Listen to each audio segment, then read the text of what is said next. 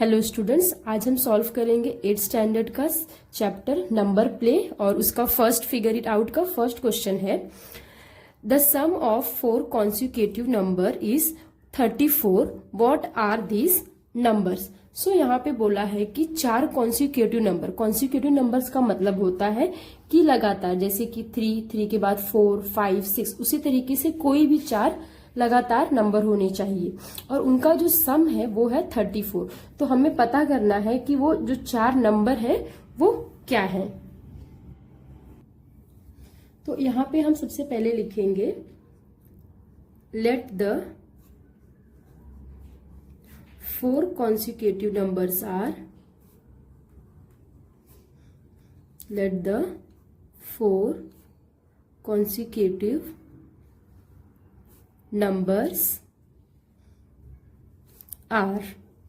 सो पहला number suppose मैं x ले रही हूं, सो दूसरा क्या होगा x+1, थर्ड होगा x+2 एंड जो फोर्थ होगा वो हमारा होगा x+3. सो इस तरीके से हमने जो हमारे 4 कॉन्सिक्यूटिव नंबर्स है उसको हमने लिख लिया x+1, x+2 और x+3. अब क्वेश्चन में क्या लिखा है, the sum of 4 consecutive number is 34. That means ये जो 4 नंबर है इनका सम जो है वो 34 है. तो अब हम यहाँ पे लिखेंगे अकॉर्डिंग टू क्वेश्चन, या फिर हम लिख सकते हैं according to condition. So according to question क्या है कि इनका जो सम है वो आ रहा है 34. सो इस तरीके से हम लिखेंगे इसे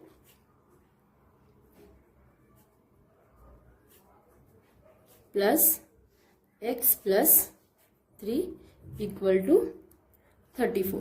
सो यहाँ पे बीच में क्या है, प्लस का साइन है, तो जस्ट ये जो ब्रैकेट्स हैं ये ओपन हो जाएंगे इस तरीके से. तो ये हो जाएगा x+2 + x+3 इक्वल टू 34.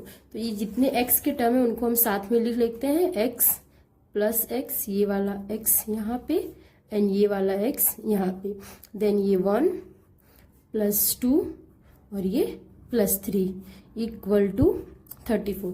उसके बाद ये जो x है वो 4 टाइम्स है, तो हम यहाँ पे लिखेंगे 4x + 1 + 2 3, 3 + 3 6 इक्वल टू 34.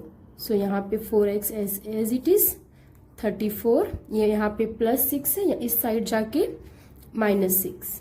तो ये हो गया 4x इक्वल टू 28. तो x इक्वल टू हो जाएगा 28/4. तो इस तरीके से जो x है वो आ गया 7. तो ये हमें जो मिली है वैल्यू x की मिली है. तो अब हमें जो हमारे 4 कॉन्सिक्यूटिव नंबर्स है उन्हें फाइंड करना है. तो हमारा फर्स्ट नंबर क्या है, सो हम यहाँ पे लिखेंगे फर्स्ट नंबर x जो कि है 7. देन उसके बाद सेकेंड नंबर क्या है हमारा x+1, तो वो हो जाएगा 7 + 1 that is 8. Next third number, so third number है हमारा x+2. x हमारा 7 + 2 आ जाएगा 9. देन फोर्थ नंबर हो जाएगा x+3, तो वो हो जाएगा 7 + 3 विच इज 10. तो इस तरीके से जो हमारे 4 कॉन्सिक्यूटिव नंबर है वो हमें 7, 8, 9, 10 मिल गए. तो यहाँ हम लास्ट में अपना आंसर लिख देंगे.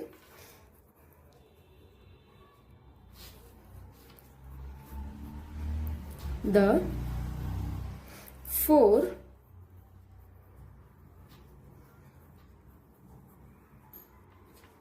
consecutive numbers are 7, 8, 9 and 10. सो इस तरीके से हमारा क्वेश्चन नंबर 1 कंप्लीट हुआ. नेक्स्ट क्वेश्चन है Suppose P is the greatest of 5 consecutive number. Describe the other 4 number in the term of P. So यहाँ पे बोला है कि 5 consecutive number है और उसमें जो सबसे लार्जेस्ट है वो या फिर सबसे ग्रेटेस्ट है वो हमारा P है। तो जो बाकी के 4 नंबर है उनको हमें प्रेजेंट करना है in the form of P। तो इसको हम इस तरीके से अज्यूम करते हैं। सपोज यहाँ पे हम लेते हैं, नेक्स्ट क्वेश्चन है, suppose P is the greatest of 5 consecutive number. Describe the other 4 numbers in the form of P. That means कि यहाँ पे 5 consecutive number है जिसमें जो P है वो greatest number है, तो जो बाकी के 4 नंबर है उसे हमें P के फॉर्म में डिस्क्राइब करना है। तो पहले हम उसे इस तरीके से समझते हैं। सपोज ये यहाँ पे 5 है, तो जो 5 के पहले वाला नंबर होगा उसको हम 5 माइनस 1 करेंगे एंड इसके पहले वाले में 5 माइनस 2। तो इस तरीके से हमारे कितने नंबर हो गए, 1 2 3, बट हमको 5 तक जाना है तो यहाँ पे होगा 5 माइनस यहाँ पे 3 एंड लास्ट जो होगा वो 5 माइनस 4। तो इस तरीके से अगर हम देखें तो यहाँ पे 5 माइनस 1 आ जाएगा 4, देन 5 माइनस 2 3 एंड 5 माइनस 2 हो गया हमारा 2 एंड यहाँ पे 5 माइनस 1। तो इस तरीके से जो हमारे 5 कॉन्सिक्यूटिव नंबर वो मिल जाते हैं हमें 1 2 3 4 5। दैट मीन्स जो ग्रेटेस्ट नंबर है हमें उसमें से 1 फिर 2 फिर 3 एंड फिर 4 माइनस करेंगे। तो इस तरीके से हमें 5 कॉन्सिक्यूटिव नंबर मिल जाएगा। लेकिन जो हमारा क्वेश्चन है उसमें हमें P के फॉर्म में दिखाना है एंड जो ग्रेटेस्ट नंबर है यहाँ पे वो हमारा P है। तो हमारा जो 5 कॉन्सिक्यूटिव नंबर्स होंगे तो हम उसे इस तरीके से लिख सकते हैं, 5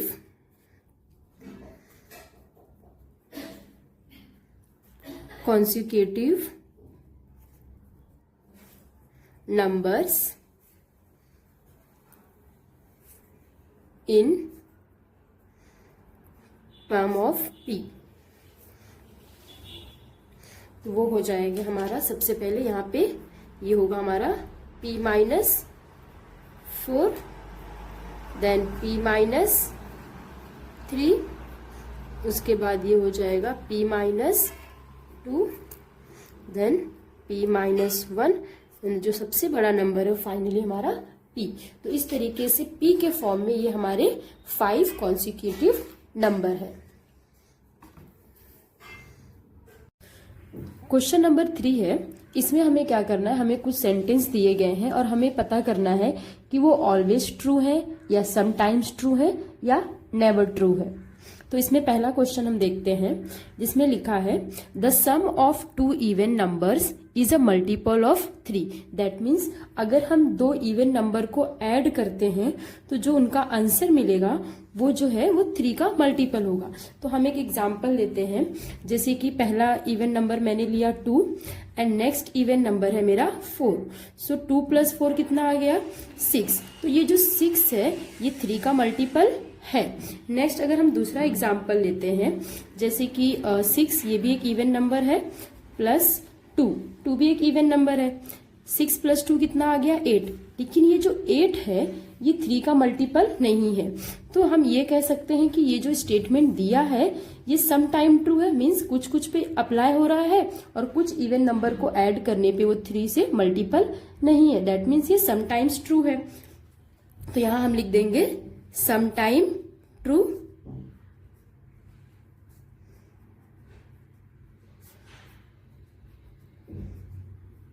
नेक्स्ट यहाँ पे क्वेश्चन में और क्या बोला है कि हमें इसे अलजेब्रिक फॉर्म में लिखना है।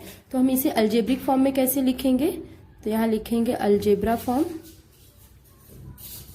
सो अलजेब्रा फॉर्म में हम इसे कैसे दिखाएंगे, तो अगर मैं ऐसे अज्यूम करूं कि ये 2a मेरा एक इवन नंबर है एंड दूसरा इवन नंबर मेरा है 2b।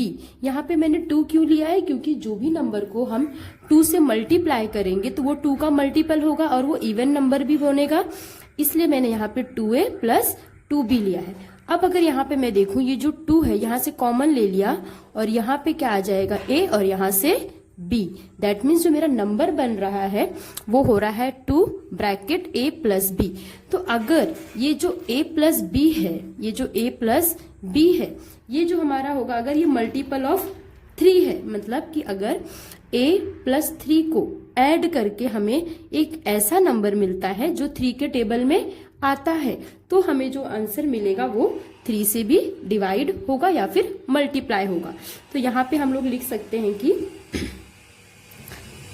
If a plus b is multiple of 3, एक सेकेंड, इज मल्टीपल ऑफ 3। तो इस तरीके से हमारा जो पहला क्वेश्चन था वो कंप्लीट हुआ। नेक्स्ट क्वेश्चन नंबर 2 है, if a number is not divisible by 18 then it is also not divisible by 9। That means ये क्वेश्चन में कह रहा है कि अगर कोई नंबर है, अगर वो 18 से डिवाइड नहीं होगा तो वो 9 से भी डिवाइड नहीं होगा। तो हम इसके एग्जांपल्स देखते हैं। सपोज यहाँ पे मैं ले रही हूँ 20, तो हमें मालूम है कि जो 20 है वो 18 से डिविजिबल नहीं है और ना ही वो 9 से डिविजिबल है। सो हम यहाँ पे लिखेंगे it is not divisible by 18 and also not by 9। सो इस केस के लिए जो हमारा स्टेटमेंट है वो ट्रू है। बट अगर हम सपोज यहाँ पे 45 लेते हैं, तो ये जो 45 है ये यहाँ पे 18 से डिविजिबल नहीं है, but at the same time ये 9 से डिविजिबल है। तो यहाँ पे हम लिखेंगे it is not divisible by 18 but it is divisible by 9। Divisible by 9। सो यहाँ पे जो स्टेटमेंट है ये यहाँ पे अप्लाई हो रहा है, इसके लिए ये ट्रू है, बट फॉर ये इस केस के लिए यहाँ पे ये अप्लाई नहीं हो रहा है। इसी तरीके से हम एक दूसरा एग्जांपल ले सकते हैं। सपोज यहाँ पे मैंने लिया 27। सो जो 27 है ये 18 से डिविजिबल नहीं है, बट ये 9 से डिविजिबल है। तो यहाँ पे हम लिखेंगे it is not divisible by 18 but it is divisible by 9।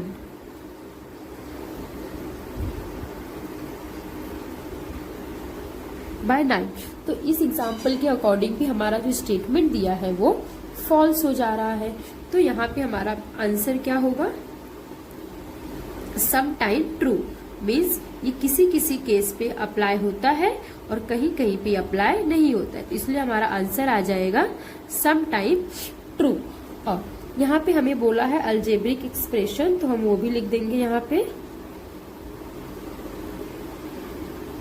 So algebraic form जो यहाँ पे स्टेटमेंट दिया है हम उसके अकॉर्डिंग से लिखेंगे। तो यहाँ पे अगर सपोज मैं मानती हूँ कोई नंबर x है, वो नॉट इक्वल है 18 के मल्टीपल को।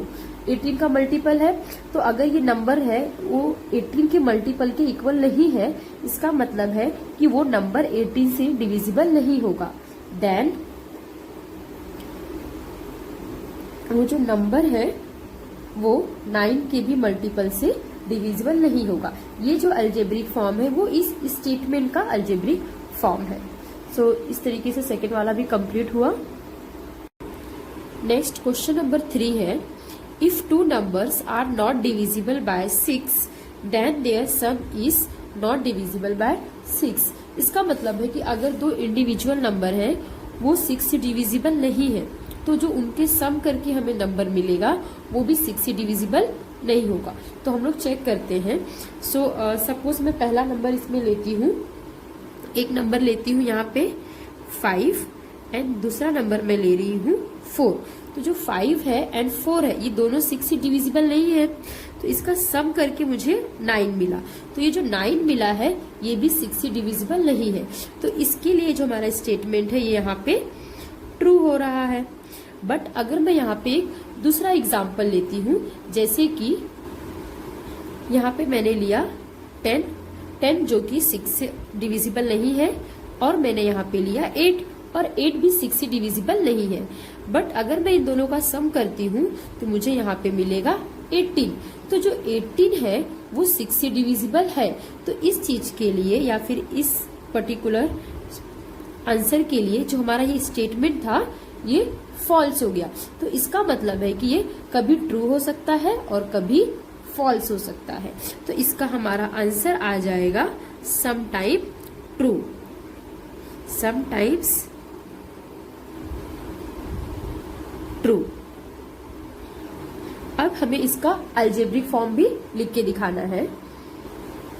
सो अलजेब्रिक फॉर्म में मैं लिखती हूँ, सपोज यहाँ पे लेट कोई दो नंबर है, suppose B1 and B2 are not a multiple of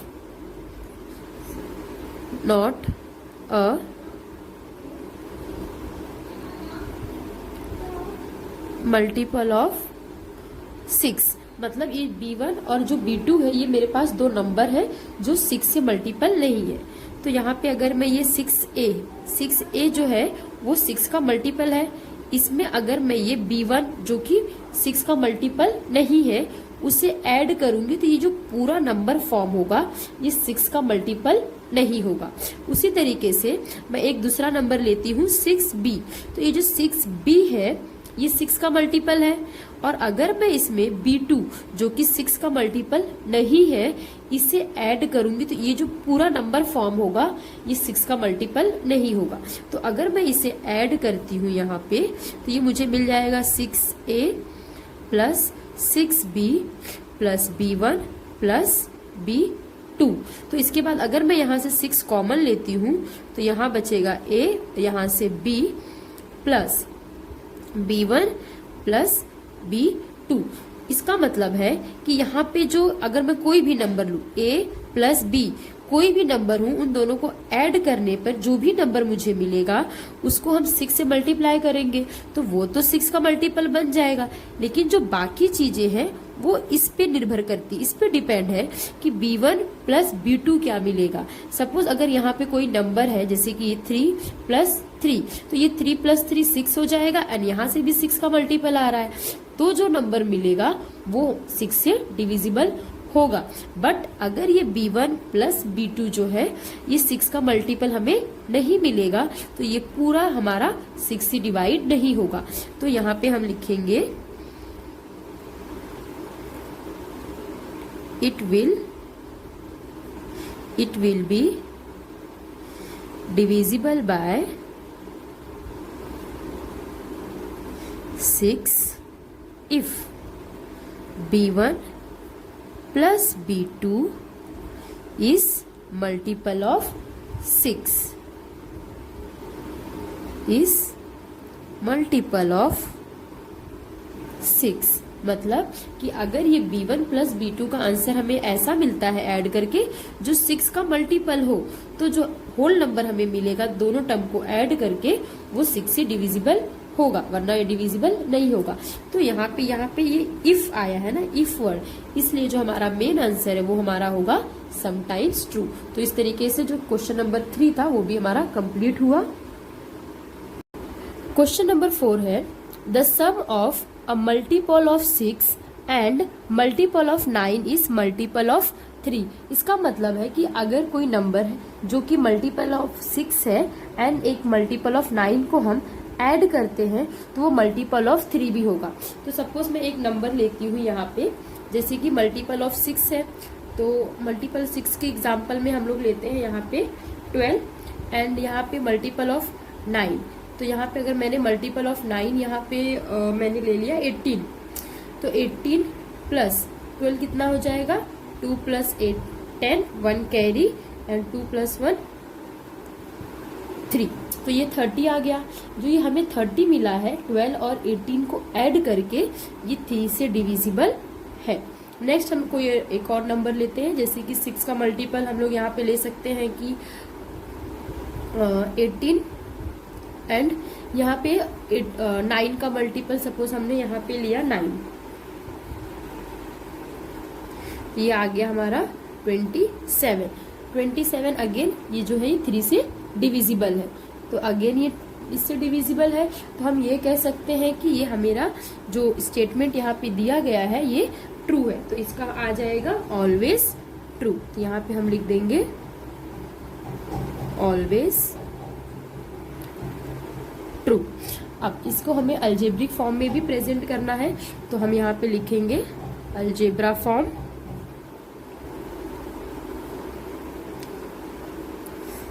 सो यहाँ पे अगर वो 6 का मल्टीपल है, तो सपोज एक कोई नंबर है 6a, ये जो 6a है ये 6 का मल्टीपल है। इसी तरीके से एक दूसरा नंबर 9 का मल्टीपल, तो उसे मैं लेती हूँ 9b एंड इन दोनों को ऐड किया। अब अगर मैं यहाँ इन दोनों नंबर्स को देखूं जो कि 6 का मल्टीपल है और 9 का मल्टीपल है, तो इन दोनों जो ये दोनों नंबर ये 3 से डिविजिबल है। तो मैं अगर इसमें 3 कॉमन लेती हूँ तो यहाँ बचेगा 2a प्लस यहाँ से अगर मैं कॉमन लेती हूँ तो यहाँ पे बचता है 3b। तो अगर हम यहाँ पे अगर हम देखते हैं तो ये जो मेन नंबर, ये नंबर कोई भी रहने दो 2a प्लस 3b, इसका सम करके हमें कुछ भी मिलने दो। अगर सपोज यहाँ पे फॉर एग्जाम्पल यहाँ पे अगर 2a की वैल्यू अगर हमने यहाँ पे 2 रखा, सो दैट इज 2 2 जा 4, और यहाँ पे अगर b हमने 3 रखा तो 3 3 जा 9, 9 प्लस 12 आ जाएगा हमारा 13। एंड ये जो हमें 13 मिला है उसको हम लास्ट में अगर 3 से मल्टीप्लाई करेंगे तो हमें यहाँ पे मिलेगा 39, जो कि 3 से अगेन डिविजिबल है। दैट मीन्स यहाँ पे ये जो 3 है वो ये जो पूरे ब्रैकेट की वैल्यू मिलेगी उसको 3 का डिविजिबल या फिर हम यूँ कहें कि 3 का मल्टीपल बना देगा। तो यहाँ पे हम इसलिए कहेंगे कि ये जो स्टेटमेंट है ये हमेशा ट्रू है एंड ये उसका अलजेब्रिक फॉर्म है। क्यों? क्योंकि जो 3 ब्रैकेट 2a प्लस 3b है ये पूरा मल्टीपल है 3 का। तो हम यहाँ पे लिख सकते हैं here 3 into 2a plus 3b is multiple of 3, is multiple of 3। That means ये जो है ये मल्टीपल है 3 का, तो इसलिए ये जो स्टेटमेंट है ये ऑलवेज ट्रू होगा। तो इस तरीके से हमारा जो क्वेश्चन नंबर 4 था ये कंप्लीट हुआ। नेक्स्ट क्वेश्चन नंबर 5 है the sum of a multiple of 6 and a multiple of 3 is a multiple of 9। That means कि अगर हम 6 के मल्टीपल को और 3 के मल्टीपल को ऐड करते हैं तो वो जो हमें आंसर मिलेगा वो 9 का भी मल्टीपल होगा। तो इसे हम चेक करते हैं। सपोज यहाँ पे मैंने लिया 6 का मल्टीपल, यहाँ पे मैंने लिया 12 प्लस जो 3 का मल्टीपल है अगर मैं उसे लेती हूँ यहाँ पे 3 का मल्टीपल अगर मैंने यहाँ पे 6 लिया तो ये कितना आ गया 18। तो ये जो 18 है ये 9 का मल्टीपल है। तो इस पर्टिकुलर सम के लिए या फिर इस एग्जाम्पल के लिए जो हमारा स्टेटमेंट है वो ट्रू है। दूसरा एग्जाम्पल हम लेते हैं। सपोज मैंने 6 का मल्टीपल यहाँ पे लिया 12 प्लस एंड यहाँ पे जो 3 है 3 का मल्टीपल अगर मैं यहाँ पे लेती हूँ 6, तो 12 प्लस 6 कितना हो गया 18। तो जो 18 है वो हमारा ओके सॉरी ये मैंने फिर से ले लिया, ठीक है। दूसरा एग्जाम्पल हम यहाँ पे लेते हैं 6 का मल्टीपल यहाँ पे मैं लेती हूँ 18 प्लस एंड ये जो 3 है 3 का मल्टीपल मैं लेती हूँ 6, तो ये हमें यहाँ पे कितना मिलेगा 24। ये जो 24 है ये 9 से डिविजिबल नहीं है, या फिर यूँ कहें कि जो 24 है वो 9 का मल्टीपल नहीं है। तो जो हमारा स्टेटमेंट है वो यहाँ पे हो गया फॉल्स। तो इसके लिए हम यहाँ पे लिखेंगे सम टाइम ट्रू, तो ये आ जाएगा समटाइम्स ट्रू। अब इसका अलजेब्रिक फॉर्म भी लिखना पड़ेगा, तो यहाँ पे हम लोग लिखेंगे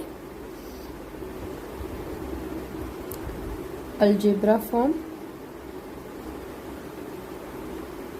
सो अगर ये 6 का मल्टीपल यहाँ पे मैं लेती हूँ 6a प्लस 3 का मल्टीपल यहाँ पे मैं लेती हूँ 3b।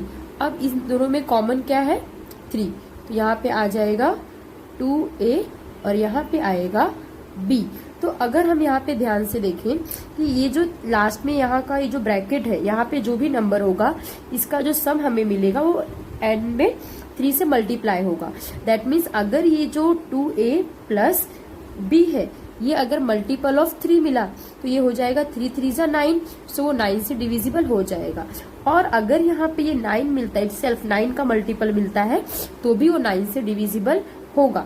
तो ये जो स्टेटमेंट पर्टिकुलर दिया गया है ये तभी ट्रू होगा जब 2a प्लस b जो है वो मल्टीपल ऑफ 3 या फिर मल्टीपल ऑफ 9 होगा। तो हम यहाँ पे लिखेंगे if 2a plus b is multiple of 3 और 9। सो इस तरीके से जो क्वेश्चन नंबर 5 था वो भी हमारा कंप्लीट हुआ।